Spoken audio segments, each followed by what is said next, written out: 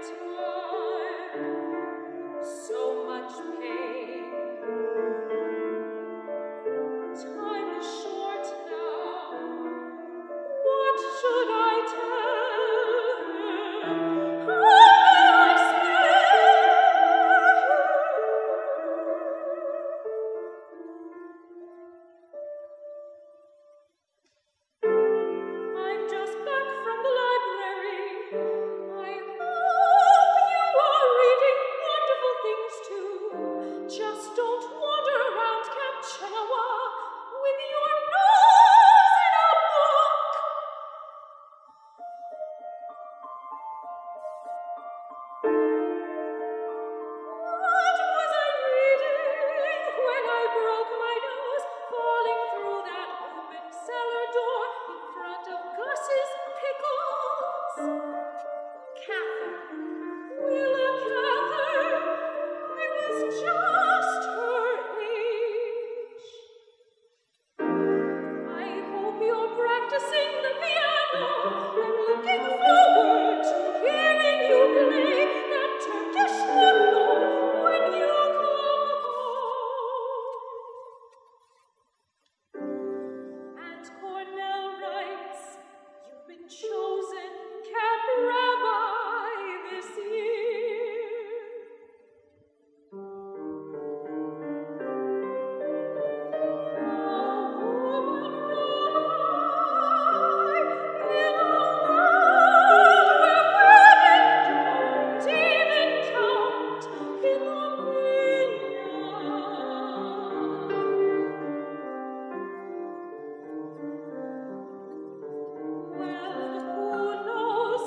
Maybe when she's my age, she'll be able to work for money without earning disrespect for her husband. And when shall I tell her about the money I've saved for her, dollar by dime, that no one else knows that she'll need when I'm gone?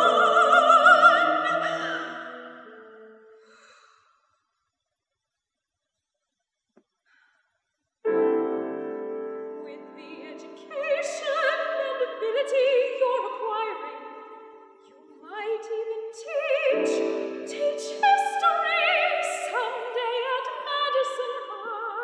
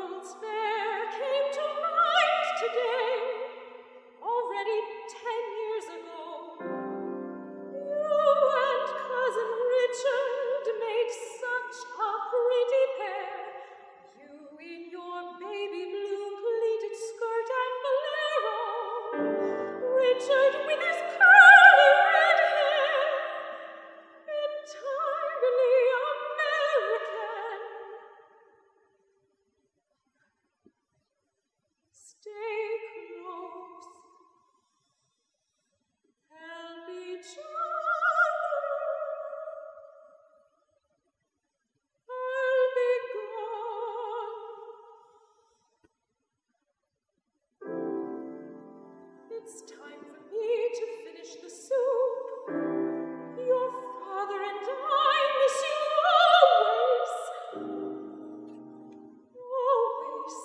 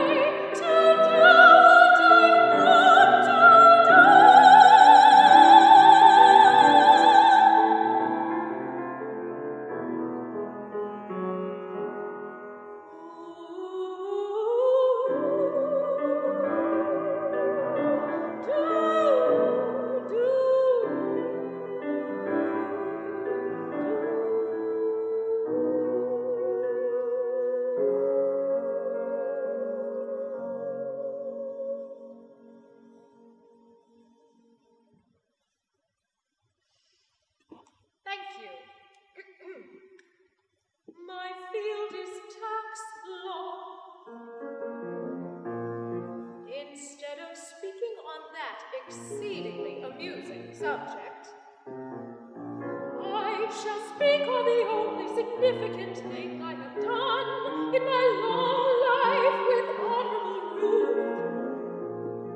It is the one case in which we serve together, and it is how the 10th Circuit Court of Appeals and I got my wife.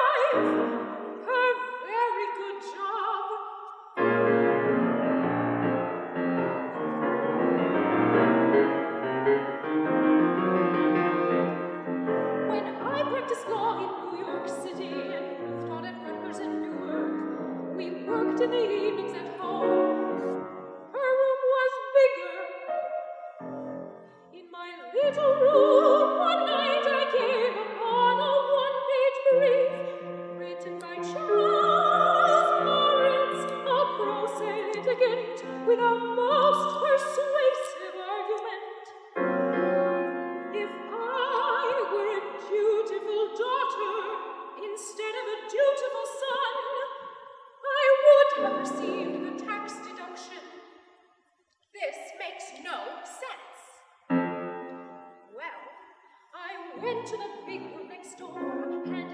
to my spouse and said, "Read this," with a warm and friendly snarl. She said, "I don't read tax cases." I said, "Read this one," and went back to my little room.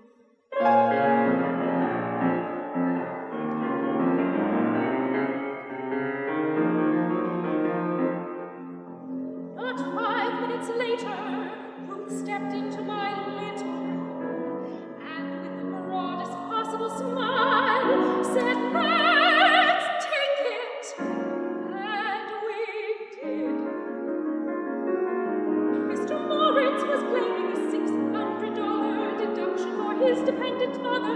We won the 10th Circuit, and the government claimed that this decision cast doubt on literally hundreds of federal statutes differentiating solely on the basis of sex. They petitioned for cert, but cert was denied. And with their list of hundreds of statutes spit out by a shiny new mainframe computer, their list became the fuel for Ruth's career, her new career. Those hundreds of statutes fuel for Ruth's career as an appellate advocate. And this, of course, led to her next career on the higher side of the bench.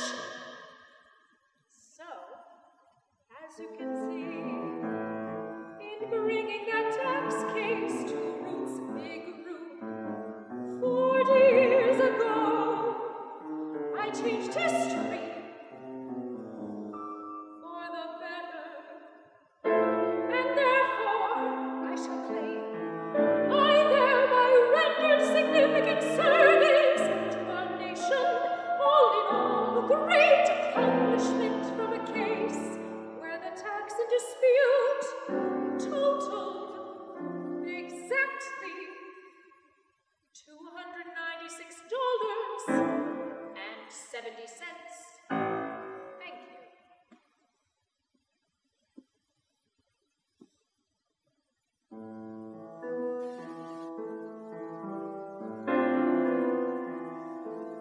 I have been in New York only a very short time. I got a job in a law firm, climbing in the Istanbul. One morning, 100 pages of handwritten material from some lady lawyer, and a method of delivery. Her own husband in his shirt sleeves. The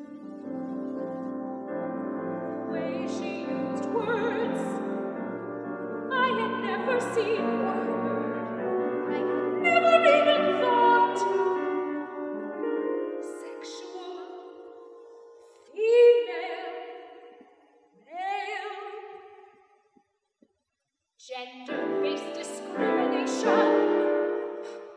I started typing.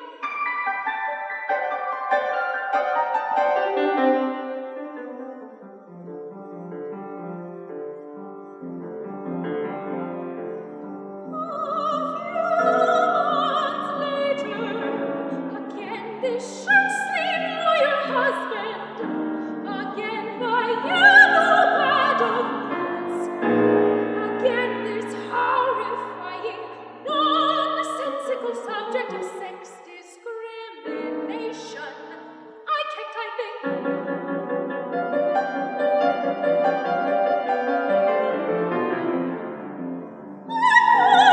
The shirt-sleeved lawyer husband announced, "My wife is coming in." I thought, "Good God, here she comes! Lace the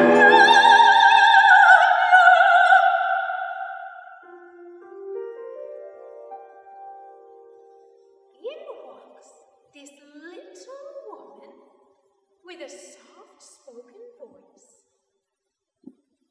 wearing a green dashiki.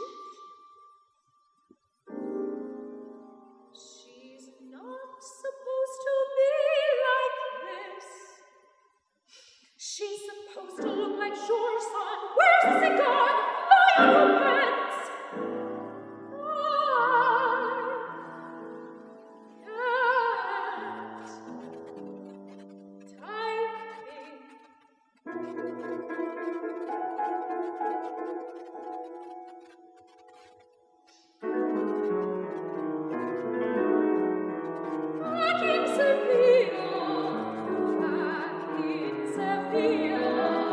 We went to a party.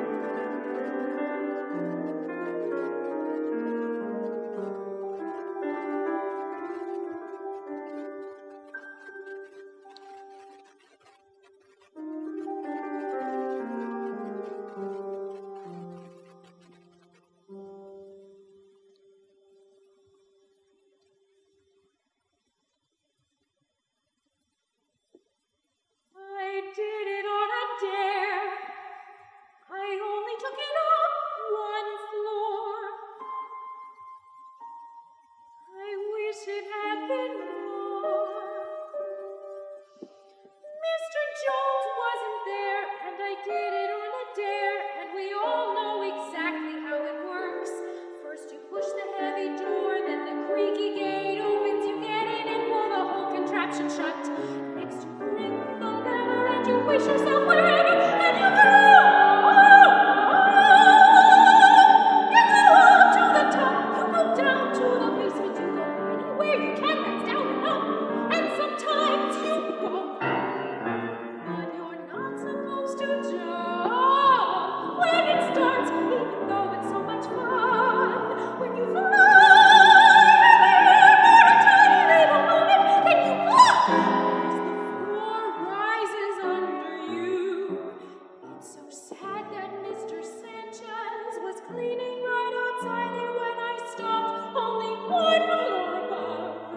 With his mop and his bucket, he was quite a bit surprised.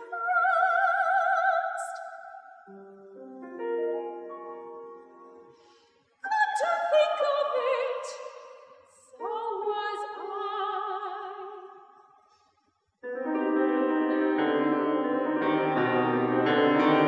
I find I need to call you once again. Mrs. Ginsburg, it's so unfortunate I'm calling you once more. I'm afraid you need to come here right away. Mrs. Ginsburg? Ah, yes, you really need to come here right away.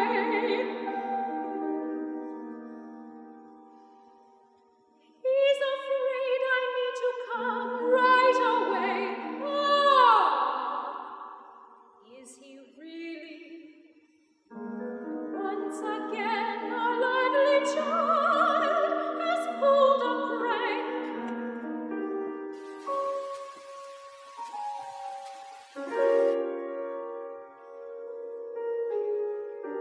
My dear headmaster Barr, things have really gone too far. I remind you that this child has got two parents, beginning now, henceforth, today, ad infinitum. Please alternate the calls about our son and his behavior. Yes, parse them equally is fair, you see. Split them up between his father and me. Hello. Yes, I see. I'm his father, certainly. And you want me to come down to discuss his latest transgression? And his mother said to call. No, not at all. I assure you, I'll be there direct. Thank you, Mr. Ginsburg. We're so very, very sorry. We're so sorry to disrupt your busy schedule. We don't know just how to say this. It is quite beyond the pale. Your son stole the elevator.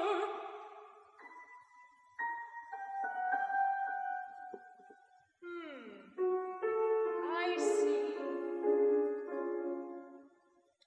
Just how far could he take it?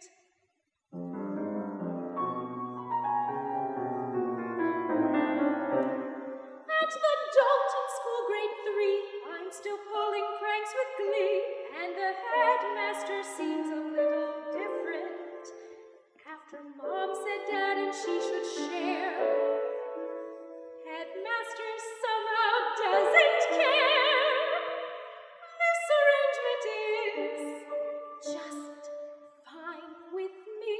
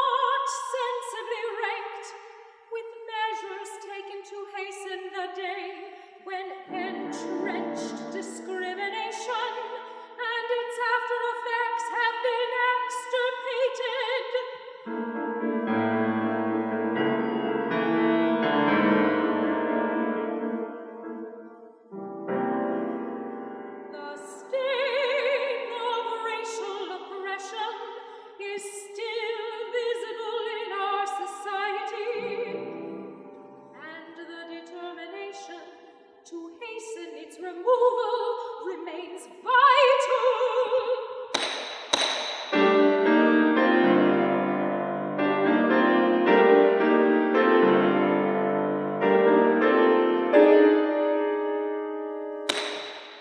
June 2007, Ledbetter versus Goodyear.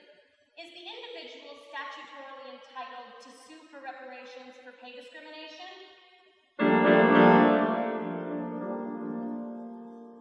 The court does not comprehend or is indifferent to the insidious way in which women can be victims of pay discrimination.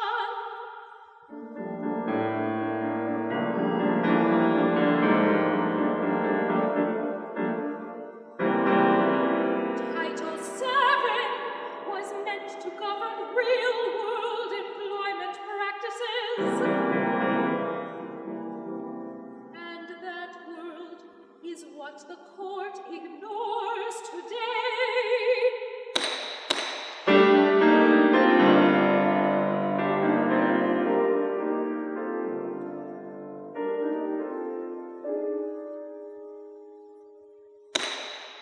May 2013, Shelby County versus Holder. Regarding the constitutionality of two provisions of the Voting Rights Act of 1965.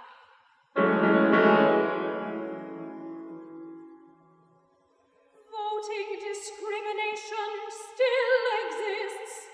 No one doubts that. Throwing out preclearance when it has worked and is continuing to work is like throwing away your umbrella in a rainstorm because you are not getting wet.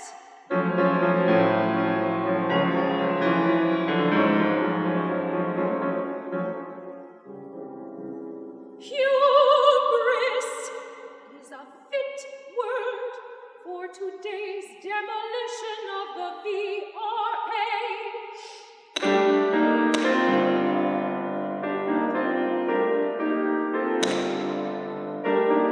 June 2013, Fisher versus University of Texas. Is the university's affirmative action program constitutionally sound? I have said before and reiterate here that only an ostrich could regard the supposedly neutral alternatives as race unconscious.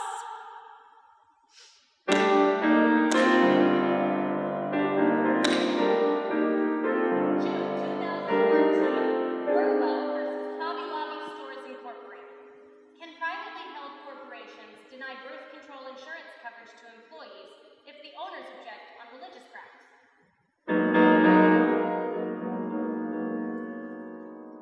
The exemption sought by Hobby Lobby and Conestoga would deny legions of women who do not hold their employers' beliefs access to contraceptive coverage.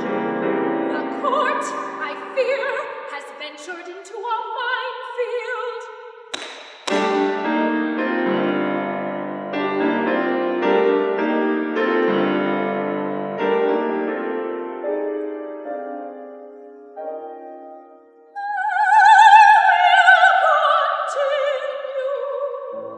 To give